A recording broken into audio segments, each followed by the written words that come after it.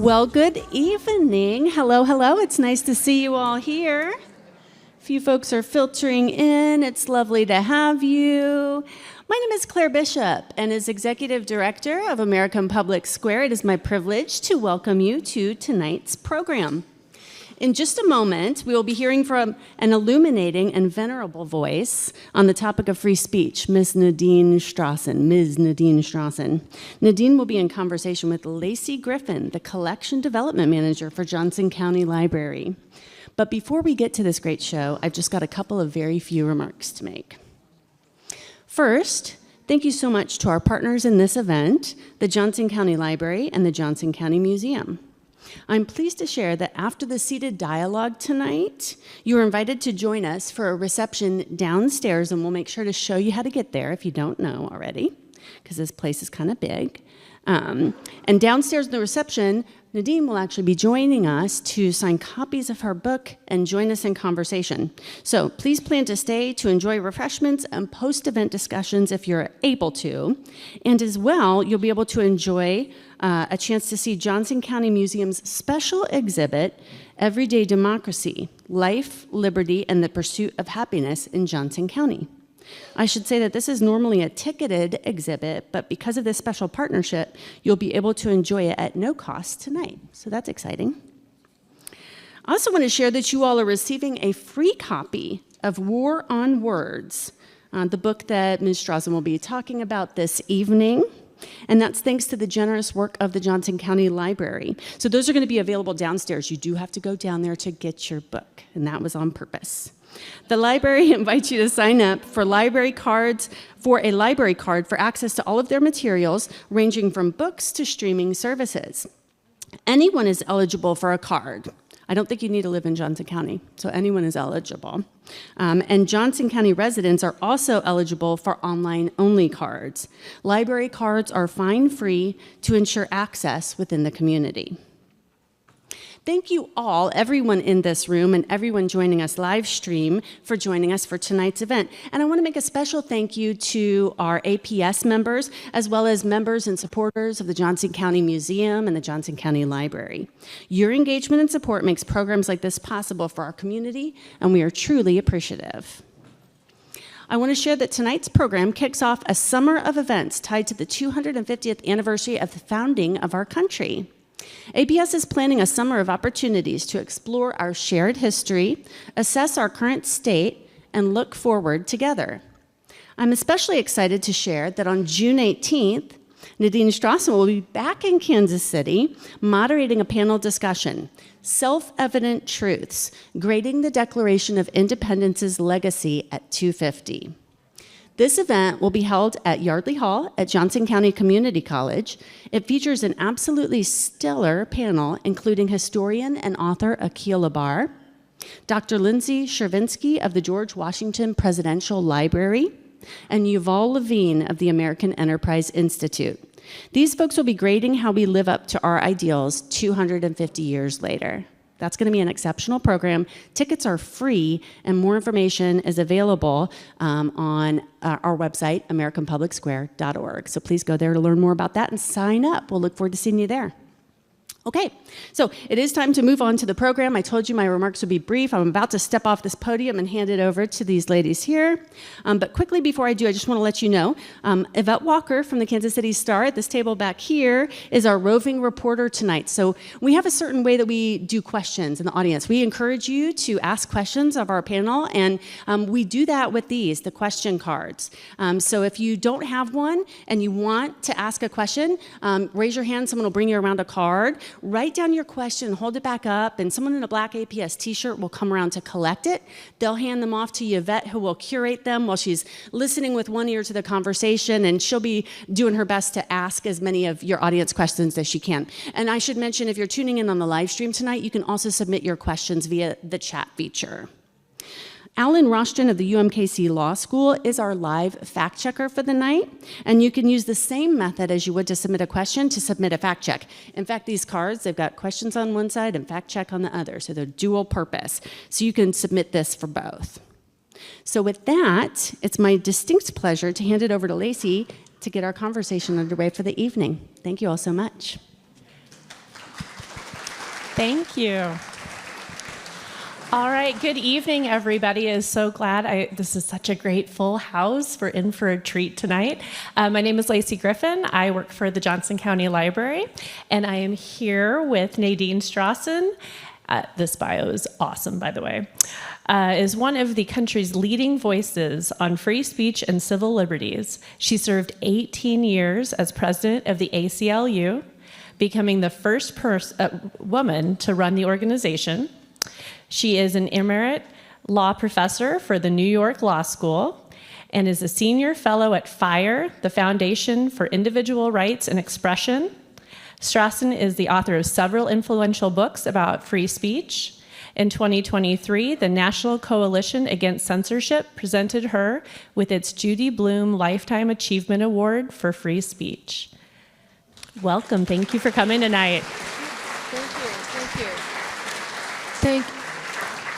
Thank you so much, Lacey, for that gracious introduction, and I'm really honored to share the podium with you because you have been an award-winning champion of intellectual freedom here, where it is very embattled. And I'm just absolutely thrilled at the turnout. Freedom of speech depends upon knowledge and concern, and the mere fact that you have taken your precious time to be here on such a beautiful day makes me feel very confident about the future of free speech in this beautiful part of the country. Oh, thank you. Thank you so much. All right, so tonight I want to start from the beginning. Tell us a little bit about yourself and how you got into this line of work. Did you know early on, or was there this defining moment that was a catalyst? From as far back as I can remember, Lacey, I had an instinctive sense about my right to express myself and an instinctive chafing against those who sought to restrict what I was trying to say, including my parents and my teachers. And as I mentioned yesterday when we were at the library, a formative experience for me was suppression of access to ideas when I was under 18. I grew up in Hopkins, Minnesota, so the same general part of the country. I always love coming back to the heartland. But one negative thing about the Hopkins Public Library, which I was dependent on because my parents were not wealthy, but I'm so grateful that they always nurtured a love of reading and encouraged us to use the public library. The public library system there had not subscribed to what I later learned is the American Library Association's Bill of Rights, which had been adopted quite a bit earlier, and guarantees freedom of access to all library resources for everybody, regardless of who you are, regardless of any demographic factor about you, including age. But that was not honored in my public library. So until I reached the age of 18, I was restricted to reading only the books that were in 2 rooms. At the time, the term that was used for a person like me was a bookworm, and I had wormed my way through all of the books in those 2 rooms very early on. Then to add insult to injury, one of my favorite series of books was the Nancy Drew Mysteries. Do we have any other? And the Nancy Drew Mysteries were withdrawn from the school library. And I did a little bit of research and learned that that happened in many, many public libraries. And the reason that the book was controversial and targeted was exactly the reason why I found it so appealing, that she was a girl who was independent, and she didn't necessarily listen to either her father or her boyfriend. And worse yet, she bossed around her boyfriend. Remember Ned? And so that was considered to be very, very dangerous. And so, you know, I'm fond of quipping that there's this kind of a double-edged sword, because having these various restrictions on my freedom of access to information and ideas and to self-expression no doubt helped turn me into a civil liberties activist. So maybe the prescription for turning out future civil libertarians is to squelch their freedoms. When I found out at an older age that there actually is a constitutional right and other legal protections, and that there are organizations, including the American Library Association, including groups like the ones APS and the others that are wonderfully co-sponsoring this event, that are actually working to turn those legal goals into reality, because no law is self-enforcing. I happily threw myself into the organizations and into advocacy. I'd like to add one more recent perspective here, Lacey, because for most of my career with the ACLU, I have fully and firmly, enthusiastically advocated the ACLU's entire agenda, which I continue to enthusiastically support, and that is defending all fundamental freedoms for all people, no matter who you are, no matter what you believe. By virtue of your humanity, you are entitled to certain basic human rights, and I enthusiastically defend them all from A to Z. However, starting about a dozen years ago, I started to see such a tide of illiberalism from both ends of the political spectrum, attacking the classical Enlightenment values of freedom of speech, freedom of thought, academic freedom, that I decided that I would use my remaining time on this earth to focus completely on that cluster of rights. Not because they're more important than privacy or due process or equality or any of the other fundamental human rights, but rather because those freedoms of thought and expression and advocacy are absolutely essential for advocating and protecting all of the other rights. Throughout history, these First Amendment rights have been the way to promote the rest of the human rights agenda, and for that matter, any other cause that you might advocate, whether it be, on government policy or on climate change, et cetera, et cetera. And conversely, throughout history and continuing till today, the major tool to repress all other rights has been censorship. Thank you. Oh man, so much in that, so much. So as we were talking about First Amendment rights and censorship, one of the things we talked about yesterday is that there have been certain court cases, things that have come up in the media and things lately that have been really challenging what the First Amendment right is. Can we talk about what is the law of the land right now? What is protected in the First Amendment? And then what kind of things right now are trying to challenge that? So those of us who teach in law schools, such as Alan, who is graciously being our fact checker back there, can attest that we spend an entire semester-long course in law school to answer that question, Lacey. But you've got like 10 minutes.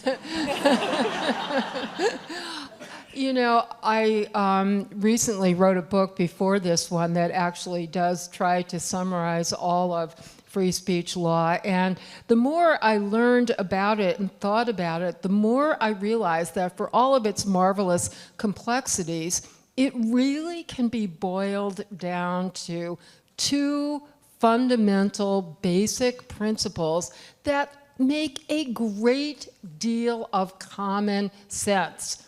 And the first of these principles is what the Supreme Court has called the bedrock principle underlying our freedom of speech. And the term for it is viewpoint neutrality. Sometimes it's called content neutrality. And what that means is that the government must remain neutral with respect to the view, the content, the message, the idea of the speech, no matter how controversial that viewpoint might be, no matter how offensive, no matter how hated or hateful.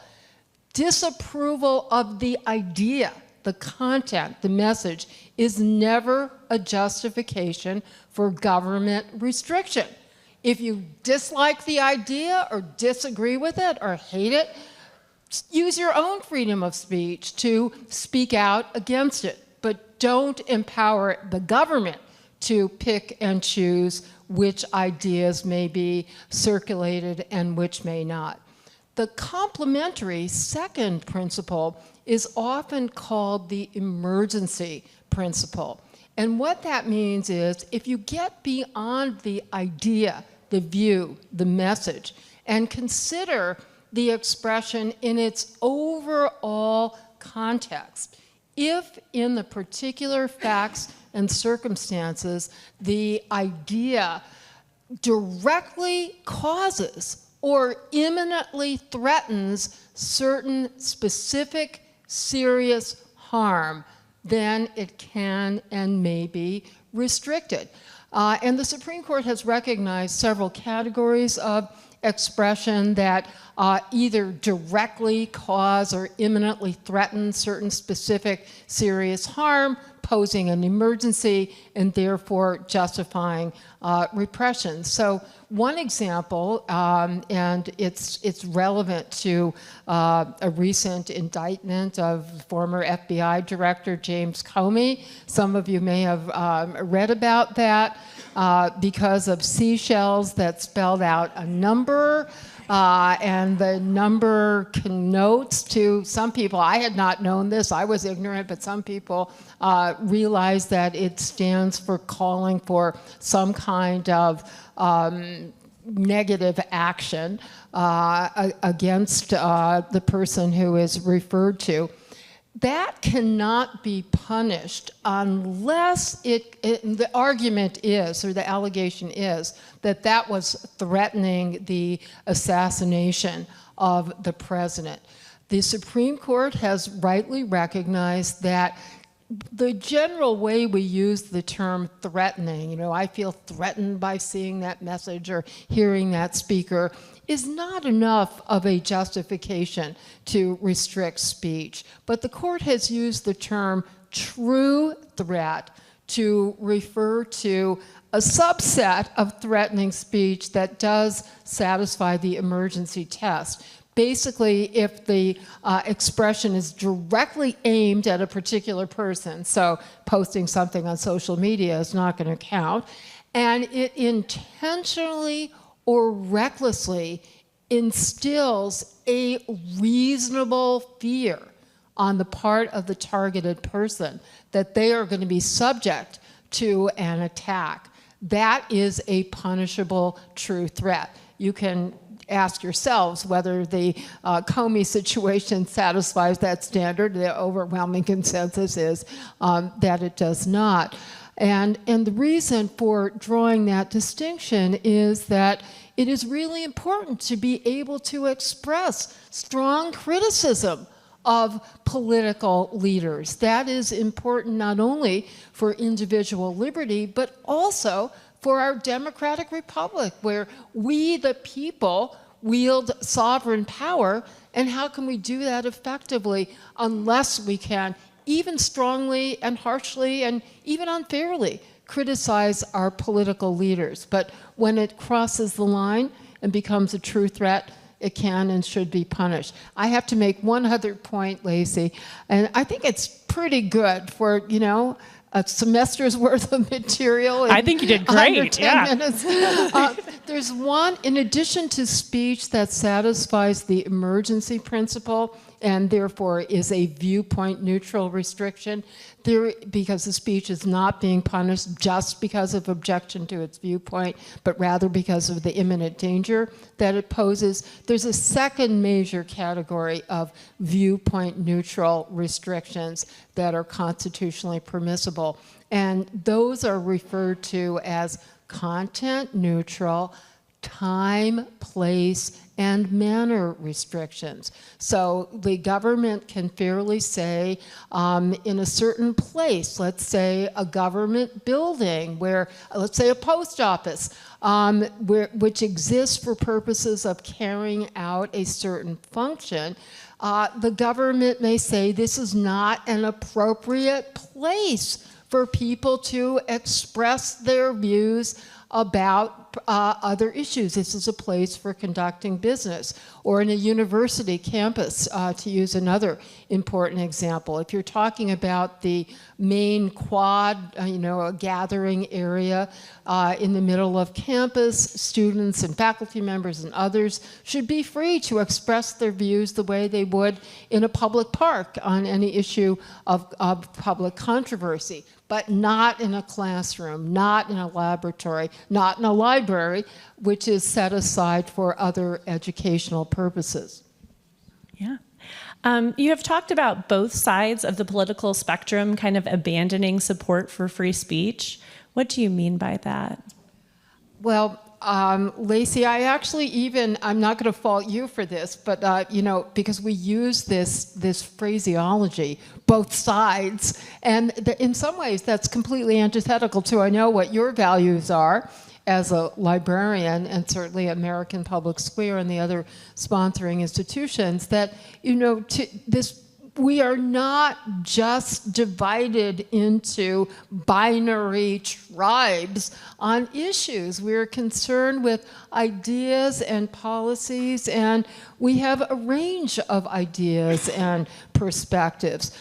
So let me somewhat rephrase it, because I think that's such an important point. I think that the extent to which our society is polarized and divided is, fortunately, I think, exaggerated, according to very sophisticated polling that's done by a number of organizations I really respect, including one that is based at Dartmouth College but involves a consortium of multiple universities and colleges called More in Common, which does repeated surveys that show that the vast majority of us are clustered somewhere around the middle, middle right, middle left, and are hungering to discuss ideas, controversial issues with people who have differing perspectives, are hungering for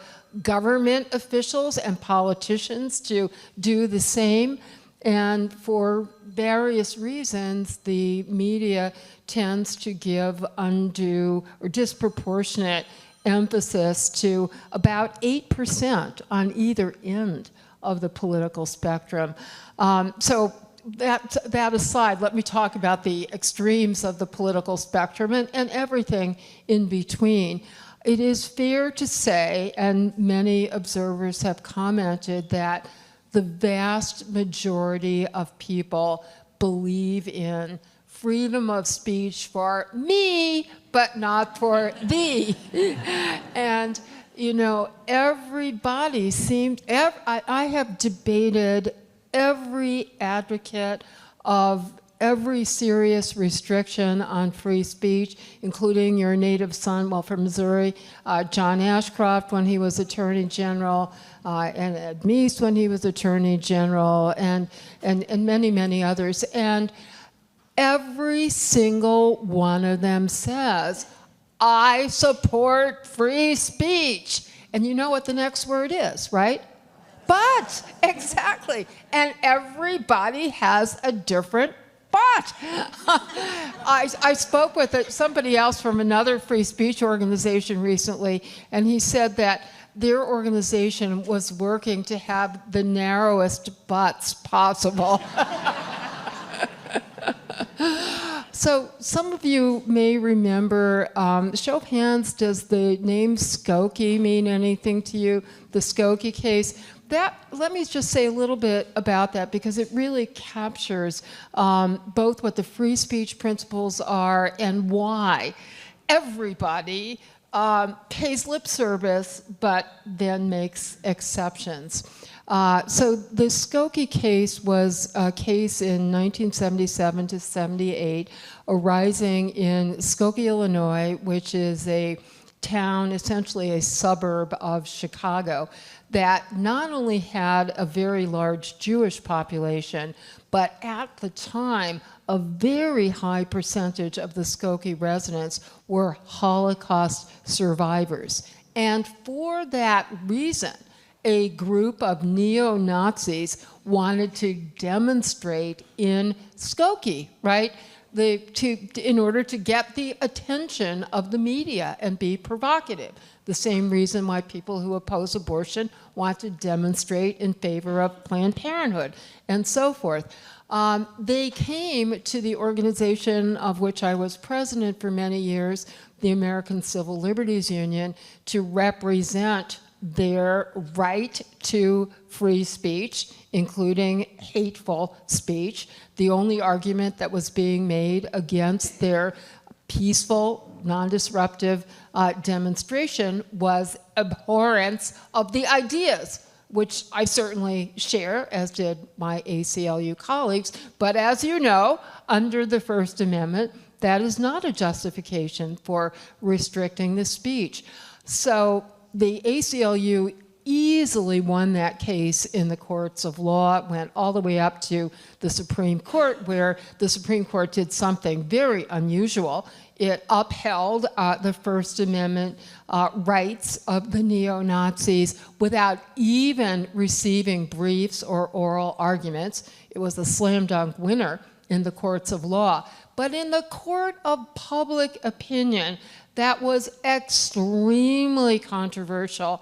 And the ACLU, this organization of people who are dedicated to robust free speech, we lost 15% of our members. People who said, I really believe in free speech, but.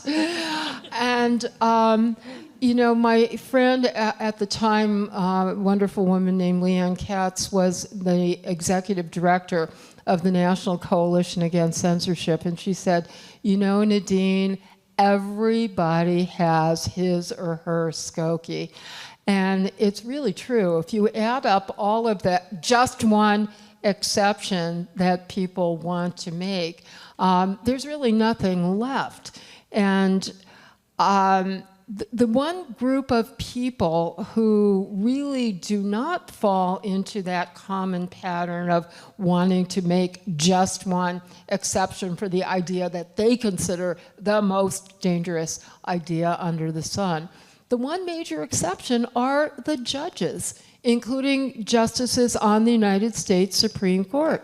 Even the current court, which by my standards has backslid on a number of important human rights and constitutional rights, has continued to, by very lopsided margins, often 9-0, despite all of the strong differences on other issues, continue to uphold freedom for very controversial speech that many members of the public want to censor. And I ask myself, why the difference between the justices and the public? And the answer is clearly that the justices are familiar with what the First Amendment principles are and familiar with the history that gave rise to them, the terrible experiences that we had of government censorship before those principles were established. And that's why I believe that the more information people have about the history and the current scope of free speech, the more supportive they will become. We have some questions from the audience. This is our wonderful Yvette Walker from the Casey Star. What do we have? Oh, All right, Star do I need from to the turn Star. this on? Here we go. I do. We have some questions for you, Nadine. Could you please speak to the current climate on university campuses? I'm a professor. When I was in school, it was okay to have differing opinions. You strengthened your arguments that way. Now it seems doing so can get you fired. It's not okay to go against the grain. What can we do? We feel targeted. This is such a serious issue, and one of the reasons that propelled me back about a dozen years ago when I started seeing the inroads on free speech, not only in society in general, but in particular on university campuses where one would expect freedom of speech and freedom of inquiry and robust debate to be at its strongest. Survey after survey after survey shows that all of us on campus, again, all across the ideological spectrum, are engaging in enormous self-censorship.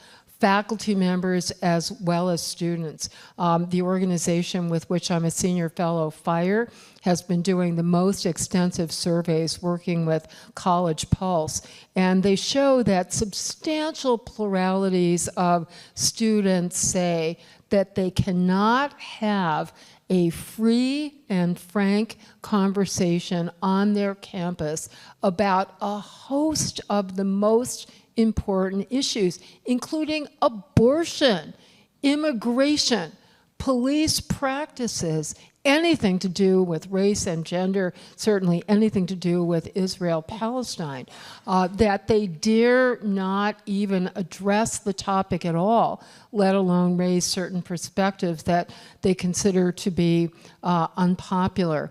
Now, until recently, I could say that the cause of self-censorship was not fear of government punishment. It was fear of your peers, in particular, fear of students. Tragically, within the last year, under the second Trump administration, as you know, if you are a non-citizen on campus, among other places, you do have reason to fear the government. If you engage in expression that is critical of certain administration policies, you reasonably fear being arrested and detained and deported.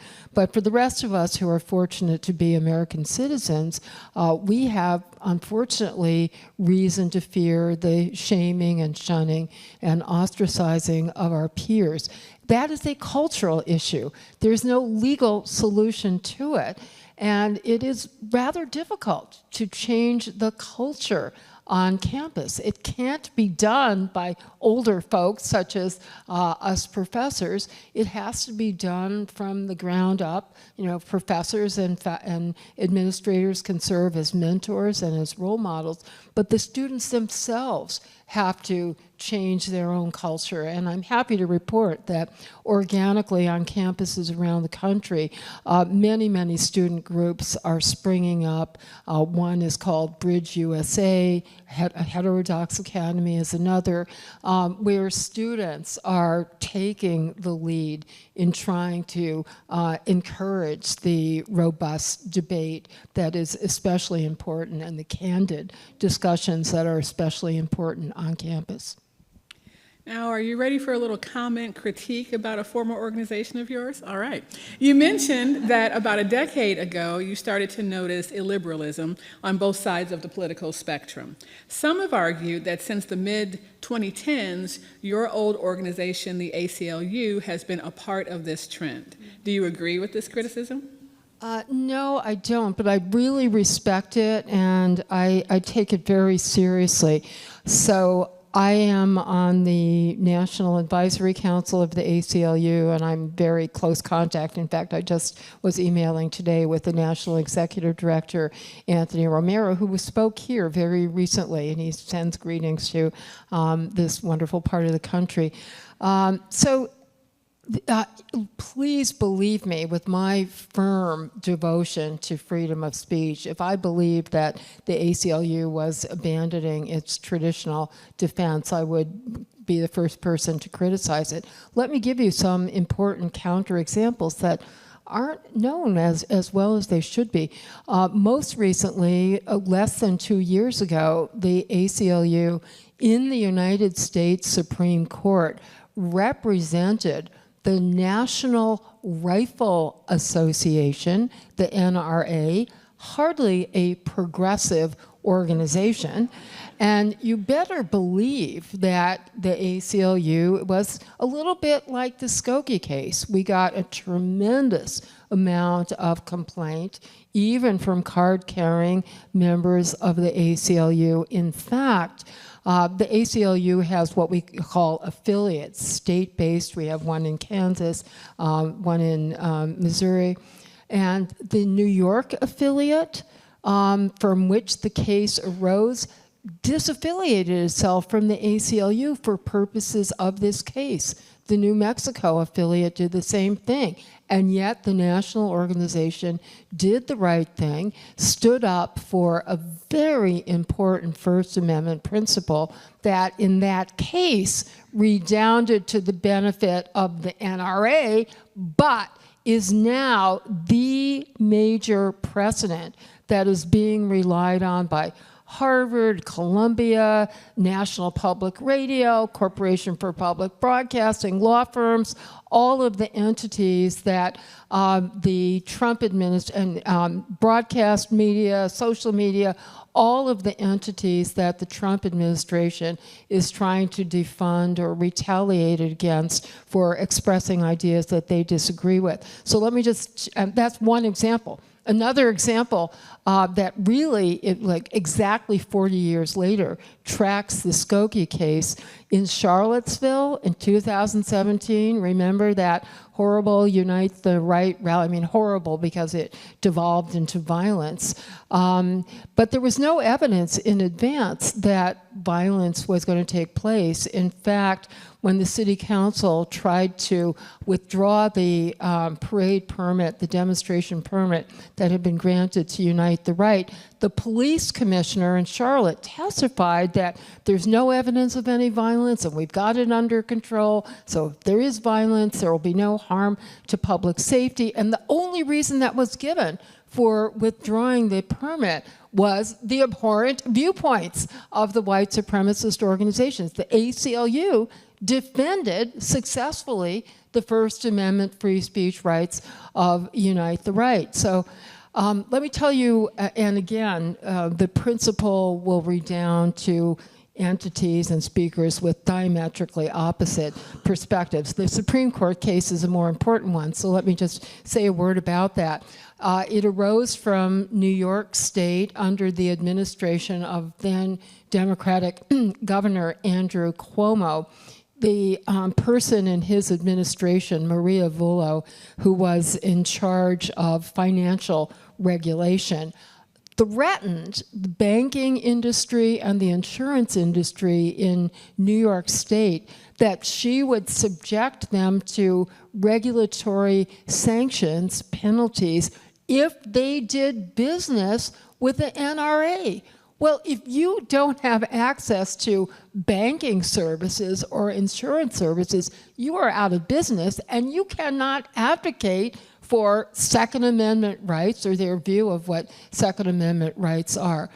And as I said, many ACLU members said, hallelujah, we don't want the NRA to be advocating its view of Second Amendment rights. But as we pointed out, if the Cuomo administration could silence the NRA's advocacy in New York, the DeSantis administration could silence Planned Parenthood or the ACLU's advocacy in Florida. And we won that case 9-0 in the US Supreme Court. And that is the major precedent that is now being used to oppose the Trump administration's attempt to silence all kinds of institutions, including universities, and by the way, including libraries and museums, from expressing views that it disagrees with. So, and I could give some other local examples. I don't want to go on and on, but we talked yesterday about the attacks on public and school libraries all over the country. And I'm very happy but not surprised to see that the ACLU affiliates in Missouri and Kansas and Arkansas and Iowa, Texas, Florida, you name it, is the organization that's been representing the library associations and the school library associations. So the work goes on. We have a question about the desire in our current administration of changing text on historical markers when they are factual. That seems like suppressing or blocking free speech. Can you speak to that? Yes. It is not violative of the First Amendment according to the current Supreme Court. And I have to say, I think mostly correctly. Under a doctrine called the government speech doctrine, when the government is itself engaging in speech, purveying a certain message, advocating a certain policy, the government officials have the power and the right to choose what messages they will endorse and which they will oppose. It's different if the government tries to stop private sector speakers from voicing a certain message. And the Supreme Court has said, if you don't like the way the government is using its own expressive microphone, including by, changing historical markers, your remedy is not to bring a lawsuit under the First Amendment. Your remedy is to vote them out of office and vote in somebody who's going to replace the markers and, restore the messages that you think are appropriate. From a fact-checking perspective, I have kind of an easy night here. Nadine is doing a great job, of course, of sticking to things that she knows a lot about and that are true, and Lacey as well. But I got to do something to justify my role. So I was curious to see, has Nancy Drew really had problems? Have the Nancy Drew books really? And that's important. They, in fact, haven't, I wasn't aware of this, they've been widely excluded from libraries it said from the 1930s to the 1960s. Not so much like the kind of, we might think of as like book banning and somebody's protesting and they don't like the books, more coming from librarians and teachers. To some extent, they felt like Nancy Drew wasn't acting properly for a girl. She was too bold and independent, but also that they felt that this kind of literature series of books is too formulaic and low-quality literature, would hinder reading development and draw children down a dark path to where they don't discover better literature because they like Nancy Drew too much. This isn't really a fact check, but Nadine talked a little bit about the true threat doctrine, and I would just add the case about James Comey. One of the important cases about that by the Supreme Court was called Watts versus United States back during the Vietnam War era.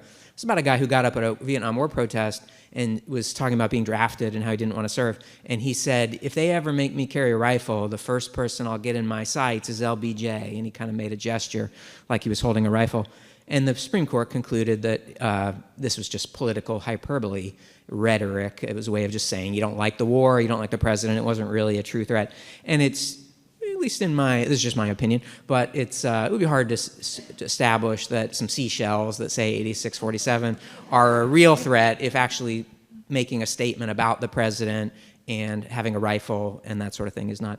Final thing I want to look at is there was some discussion about both sides being sometimes at fault for wanting to restrict speech. So I was trying to see what people of the different political parties have to say about these issues. The main thing I find is just further confirmation that we are very politically divided as a nation.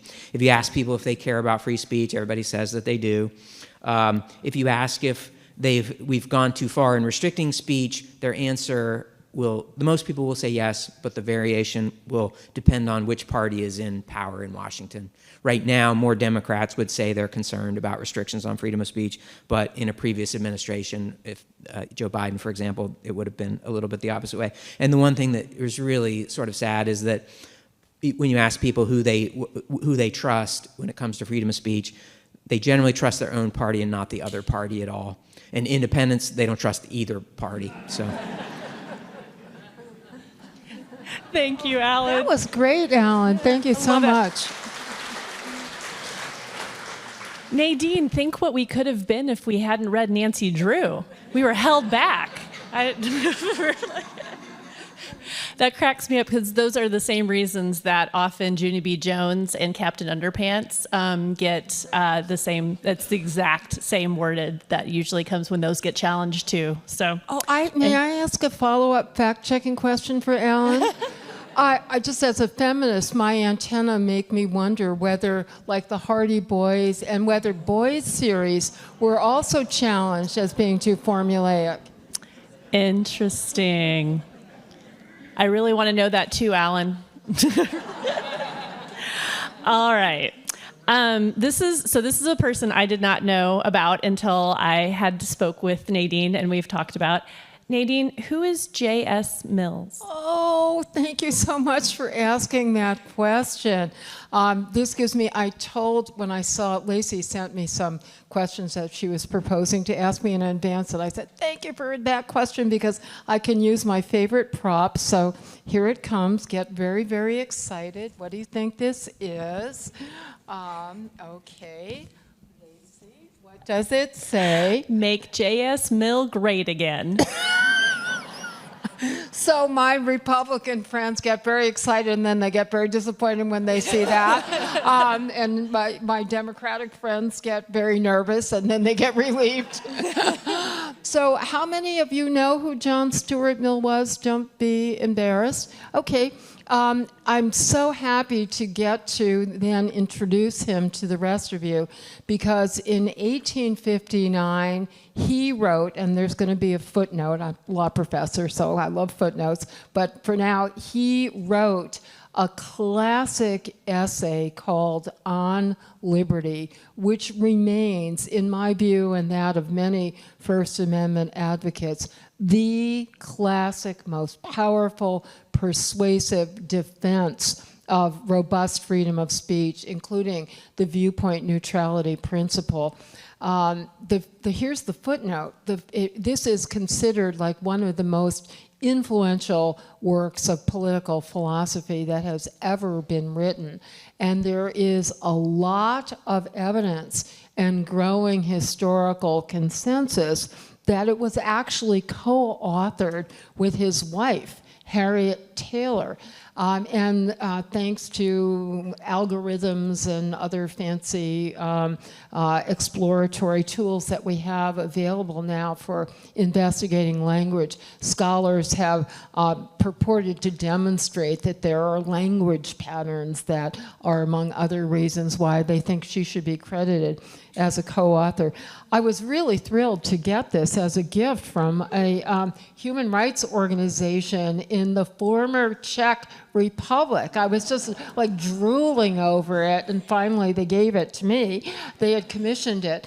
As with many other countries I've visited where they have recent experience with direct, explicit oppression, they tend to be much more supportive of free speech than in this country. We tend to take it for granted. And, you know, one of the silver linings, the cloud of the increased restrictions lately is I think more people have become more concerned about free speech. So Mill basically said, he made two really fundamental points. One is, many people are surprised to learn this, who know that he was writing about free speech. I'll say he and Taylor say at the beginning, the major threat to free speech is not the government. The major threat is social pressure. The peer pressure, the fear of society heaping contempt upon you. So many of us think that this phenomenon of so-called cancel culture is something new. No, it's always been with us. Even in 19th century Britain, when the government certainly had and exercised more restrictive power than the US government does now, still, for libertarians, civil libertarians such as Mill, the major impediment to candid and frank discussion was society. So that's one really important point. But they then went on to say, look, you know, every single idea deserves to be heard, because logically it can fit into only 3 categories, and all 3 categories are worthy of hearing the speech. Number 1, the idea may turn out to be completely false, in which case your idea may turn out to be completely false, in which case it's really important to have it out there, subject to challenge, subject to debate, so you can realize that it's false and instead adopt a true idea.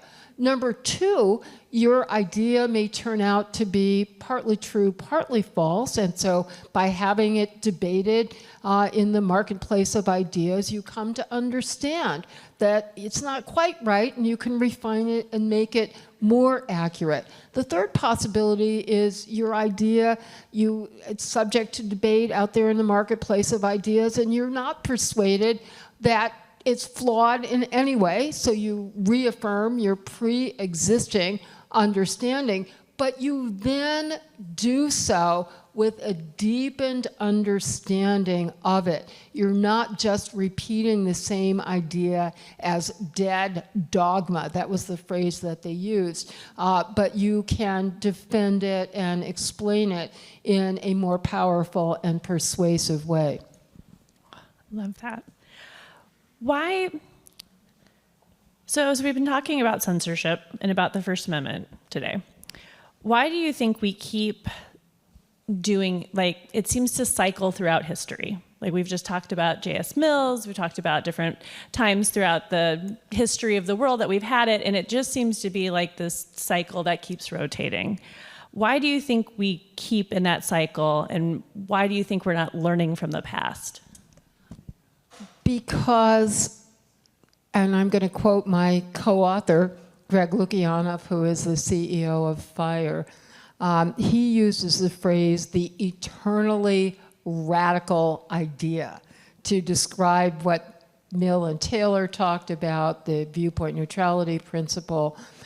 It is so counterintuitive to allow freedom for the thought that you hate, that you believe is evil, that you believe is wrong, that you believe is potentially dangerous. Even if it doesn't satisfy the emergency principle, it still may be very harmful. So I think it is a natural human tendency to say, that's an evil idea, it has no place in the marketplace of ideas. And it's harder to explain. I mean, it takes at least a few minutes, if not an entire semester, to explain why actually there is harm in suppressing even potentially dangerous ideas. And it's a lesson that has to be learned over and over and over again, not only for each person who is newly encountering these concepts, but for those of us who have been working at it forever. We have to, and we should constantly re-examine and revisit the defense of free speech. Mill would be the first to say, Mill and Taylor, and I agree, that we have to keep justifying why the harm of, and let me say, I'll interrupt myself and say, yes, free speech can be very harmful and very dangerous, but that does not justify censorship, because censorship can be even more harmful and more dangerous. And I reread, in preparation for our conversation yesterday, the American Library Association Bill of Rights, and they have a wonderful line that goes back to 1939. I'll try to paraphrase it. You may know it better than I do, with Lacey. And it's, ideas may be dangerous, but censorship is the greater danger. Excellent. Do you see anywhere as a country where we have made some progress? Is there anywhere where you see, give some examples?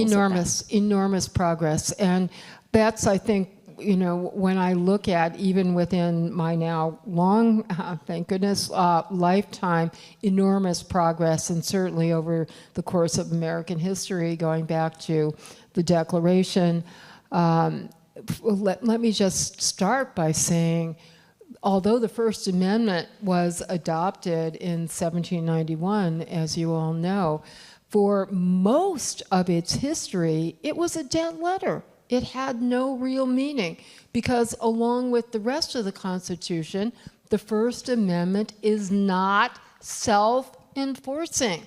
It is not self-executing. Government officials can get away with violating constitutional rights, and they often do, unless or until somebody stands up for those rights and goes to court to get a court to enforce the rights. And courts can't just reach out and say, oh, that statute is unconstitutional, or that action by that police officer in punishing a peaceful protester is unconstitutional. No, they need a court case because of a technical doctrine called standing. And so this is why the ACLU was founded more than 100 years ago to try to put real meaning into the First Amendment and other rights, and why the NAACP was founded, because the Equal Protection Clause had existed since the Reconstruction era, and we know that was not enough to stop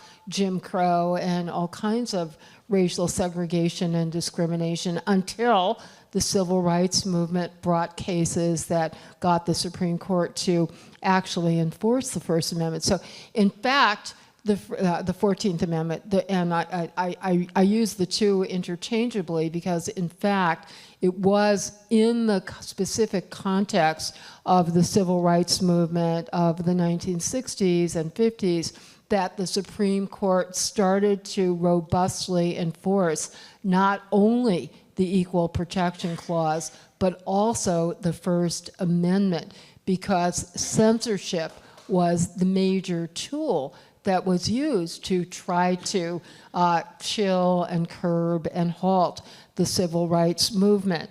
Most people know that Martin Luther King wrote his historic, eloquent letter from a Birmingham jail. Most people don't know what he was in jail for. What was the crime that resulted in his imprisonment? It was what we now consider to be the most fundamental exercise of First Amendment rights of speech and association and the right of the people peaceably to assemble and to petition their government for redress of grievances, and for that matter, free exercise of religion, because King had a religious motivation. So all 6 of the First Amendment freedoms, but they were honored in the breach. There weren't Supreme Court decisions that had actually upheld those rights until the 1960s. So that's an enormous milestone.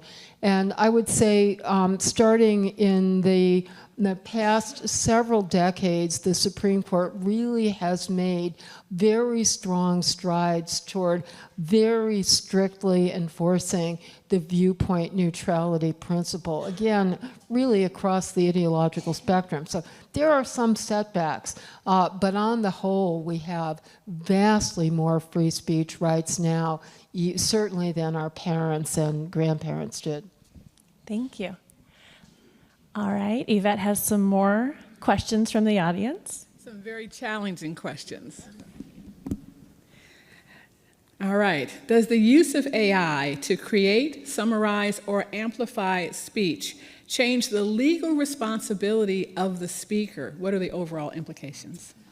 I think that this is being debated right now, and there are serious legal scholars who argue that somehow AI, and more importantly, there was actually one court ruling that said AI should have no constitutional protection at all.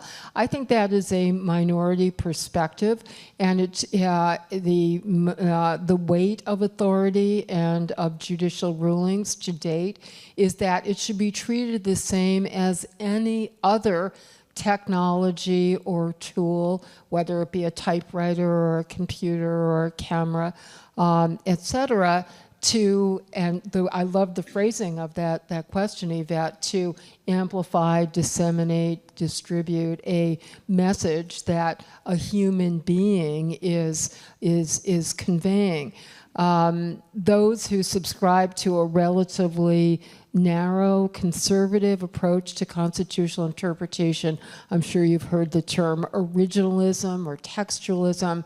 And that's predominant philosophy on the current Supreme Court with its 6-3 conservative majority, that they will strictly construe the terms of the First Amendment, which the relevant terms are Congress shall make no law abridging the freedom of speech or of the press.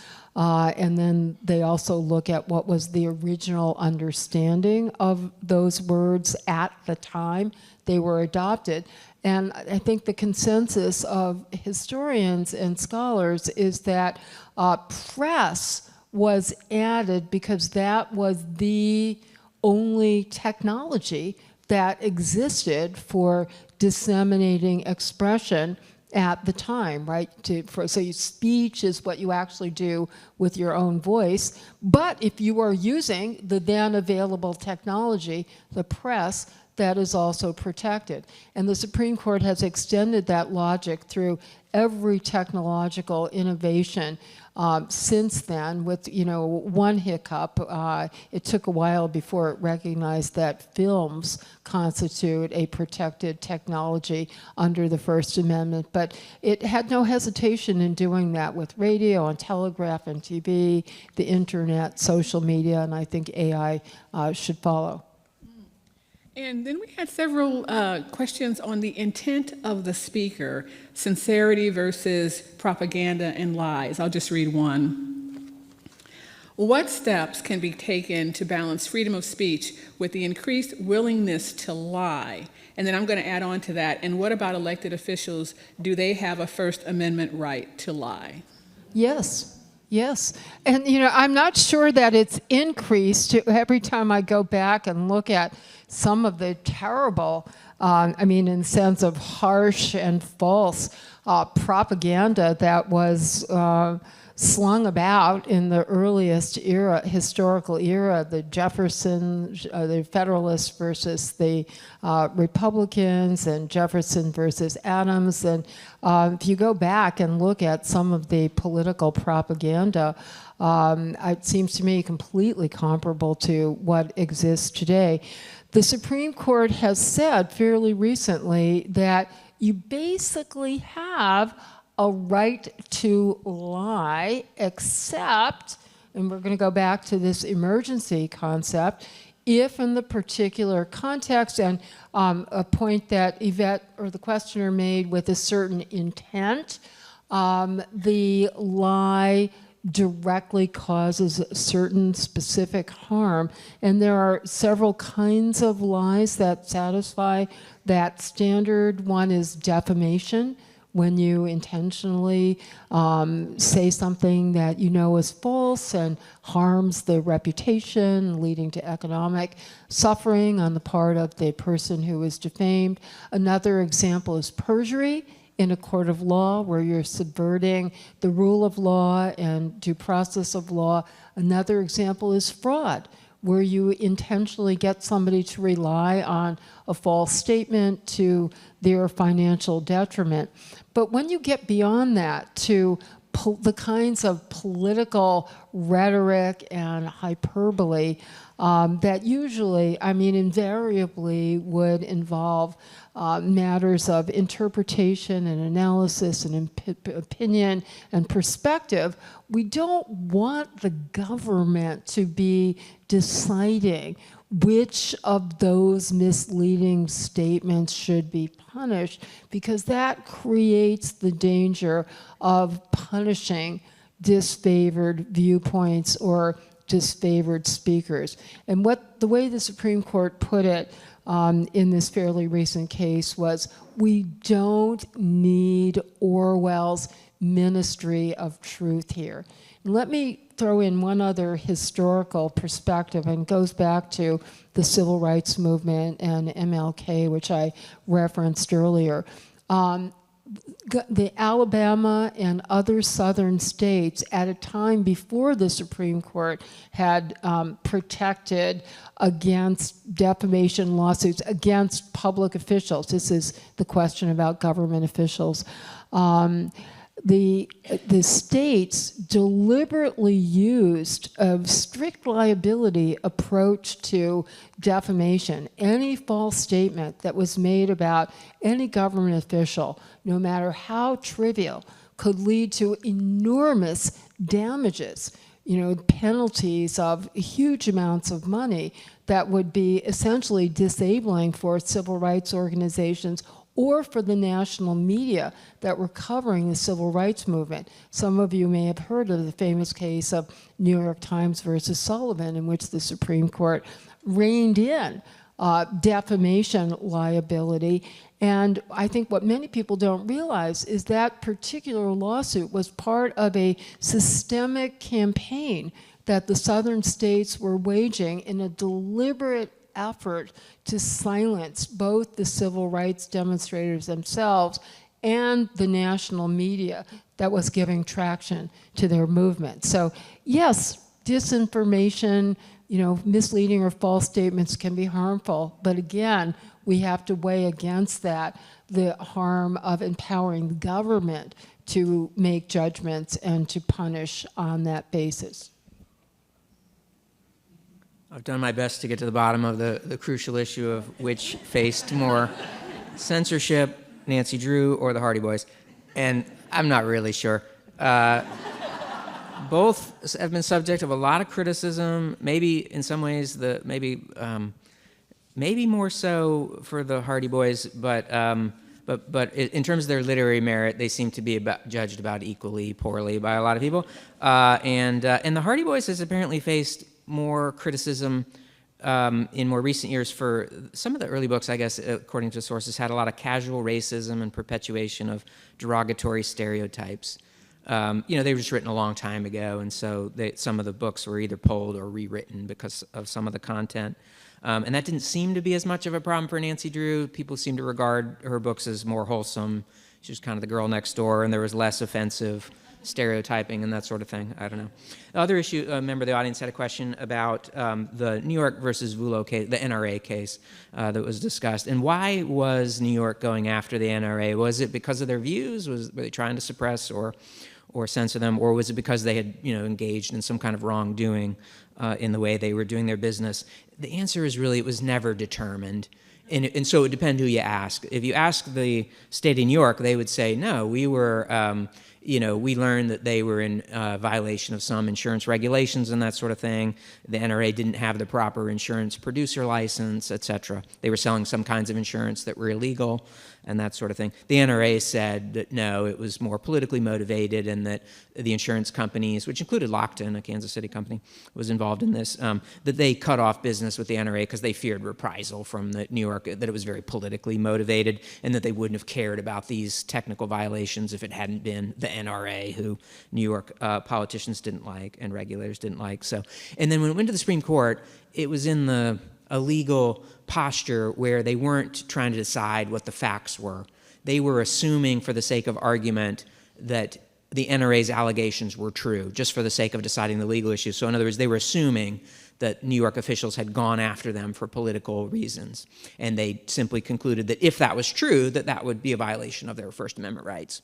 But they weren't deciding that was true, just they were assuming for the moment that it was true. The case, I didn't really know then what happened to the rest of the case. It was sent back to the lower courts, and they never wound up resolving that issue, that factual issue, one way or the other. They decided that the New York official who was sued had qualified immunity because all this was sort of newly established law, and so you wouldn't have held that person liable anyway. So nobody ever decided what New York was really trying to do. Oh, that's so fascinating. I hadn't known that. And the analogy that springs to my mind from the current administration is the criminal prosecution of the Southern Poverty Law Center. Again, there's a big dispute. I can't even remember what the allegations are that they were defrauding their contributors, right? And if it were actually fraud, intentional misleading of somebody to their financial detriment, it would be punishable. But the SPLC is saying, no, they don't like our policies. All right, we're to the last question of the night. In true American Public Square fashion, the last question is usually, so what, now what? What advice do you have for anyone in the audience who wants to learn or even be an advocate after hearing our discussion? Thank you so much for that forward-looking opportunity, which I really will circle back to what I said at the beginning, that and you understand now that this has legal significance by virtue of knowing what your First Amendment rights are and what other people's First Amendment rights are. You can actually help ensure that those rights are respected and enjoyed in reality and not just some theoretical guarantee. So I expect all of you, now that you're experts on these issues, to raise your voices to defend your free speech rights and the free speech rights of the other person whose ideas you disagree with. Because you understand that if one administration can punish those ideas, then another one will be able to punish yours. And seriously, to help spread that knowledge and information in any way that you can, in any context, whether it be, at the proverbial Thanksgiving dinner, or, a community discussion, a letter to the editor, testifying before a school board, always being aware, number one, that you have the right and other people do, but number two, it's not self-enforcing unless you do something about it. So you have to exercise your free speech rights in order to protect your free speech rights. And as I said at the beginning, all of you are well on the path to doing that. I do not at all take that for granted. By the way, I looked at some statistics to refresh my recollection. There are 6 separate rights in the First Amendment. We've alluded to all of them throughout this program. And surveys by reputable organizations, mostly at journalism schools and so forth, which will regularly survey people about their understanding or lack of understanding, only about a third of Americans in the past 20 or so years, consistently, only about a third even know that the First Amendment protects freedom of speech. And then when you get to the other freedoms that are protected, the numbers go way, way down until the percentage who know about the right to petition the government for redress of grievances, which arguably is the most important in our democratic republic, right? Again, we the people, the opening words of the Constitution, wield sovereign power, and we do that by petitioning our government for redress of grievances. Only 11% know about that right, which is only slightly more than the 9% who know that the First Amendment protects the right to bear arms. No, that's not correct, by the way. It's the Second Amendment. Hate to be technical about it. So knowledge is power, and that's a really, really important place to start. She knows Alan's not coming back up after this. So And please continue to support the wonderful institutions you're so blessed with in this community, including the great library, the great museum, American Public Square, and the other co-sponsors. And please come back on June 17th and 18th. We're having 2 programs, one at the at the Kansas First Amendment Freedom Foundation, and on the 18th, the American Public Square event about the Declaration of Independence, to continue your training as effective advocates for free speech.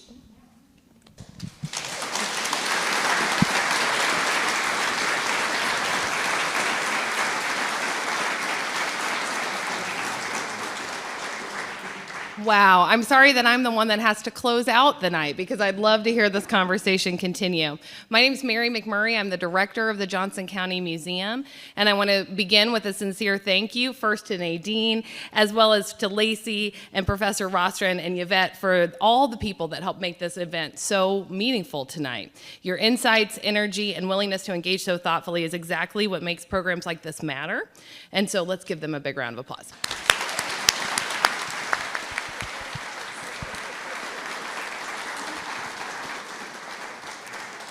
And I also want to pause and thank our partners who made tonight possible, American Public Square, the Johnson County Library, and the whole Johnson County Museum team, which is bigger than me. This kind of collaboration is civic life in action, different institutions coming together to create spaces for dialogue, learning, and connection. So thank you to everyone for making this happen. Okay, now I have to have fun with you all just for one quick minute. Raise your hand if you've ever been to this building before. Yay! Okay, and then raise it if you were here when it was the King Louis. Okay. This is a pretty equal percentage, and I'm glad that there are so many people that are familiar with this building. To those of you who don't know, this used to be a bowling alley, ice skating rink, and billiards hall, and a lot of people have memories here. But now it's a place where you can see live theater performances from Theater in the Park. You can take art classes. You can drop off your kids to go to summer camp. You can explore the museum, learn through play in Kidscape, a makerspace, a dance studio. You can pick up a public art passport and explore all of JCPRD's parks, and you can vote. So this is an incredible place to live, work, and play. And whether this is your first visit or your 100th, I want to say welcome. We're glad you're here. And for those of you who don't know the Johnson County Museum yet, just briefly, I'll tell you we are a nationally accredited, award-winning community history museum. And I'm really excited because today I get to share news that just came out today that hopefully you'll hear in the news soon. We are the 2026 Museum Impact Award winner from the American Alliance of Museums for our continued work on redlining.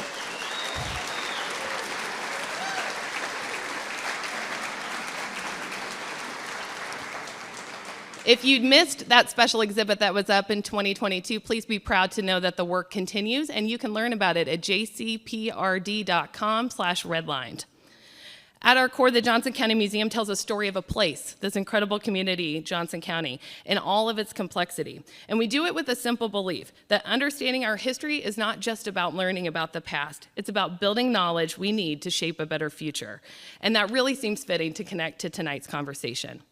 As we conclude this program, I want to remind you that downstairs in the old ice skating rink, that is now the museum, is our reception hosted by American Public Square with support from our partners. Nadine will be there ready to personalize your books. The museum is open to you to explore. Do not bring your food and drink into it. You can have it on the concrete floor, but not the rest of it. And you'll also get to see our current special exhibit, Everyday Democracy, Life, Liberty, and the Pursuit of Happiness. It's a truly powerful and meaningful exhibit in these times, so much so that our friends at American Public School have put together a prize pack to incentivize you to go visit it. So after you see it, you can put your card in and try and win some prizes. And there's another incentive too for those real big history nerds there. Andrew, wave. This is Andrew Gustafson, our curator of interpretation and project leads on all of our special exhibits, Redlined and Everyday Democracy included. He will be in the gallery ready to talk to you. I hope being here is meaningful to you. I hope you will come back. This place is filled with great places and programs that bring people together to learn, to create, to disagree, to grow, and to belong. It's a community, and it gets better because of you all. So tell your friends, not just about tonight, not just about the museum, but about everything that's awesome that happens here. Say, oh, you should see this, or I didn't know this was here, because that's how our community will continue to grow. Thank you for being here tonight. Thank you for your attention, your questions, and your willingness to engage. Now, everybody give a long round of applause while I invite these two to leave first.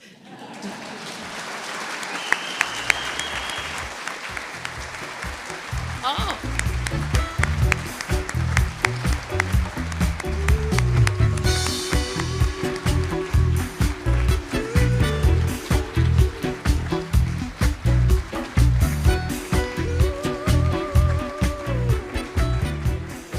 And now, with that, I invite you to enjoy the reception, to enjoy the museum. Thank you again for being here tonight.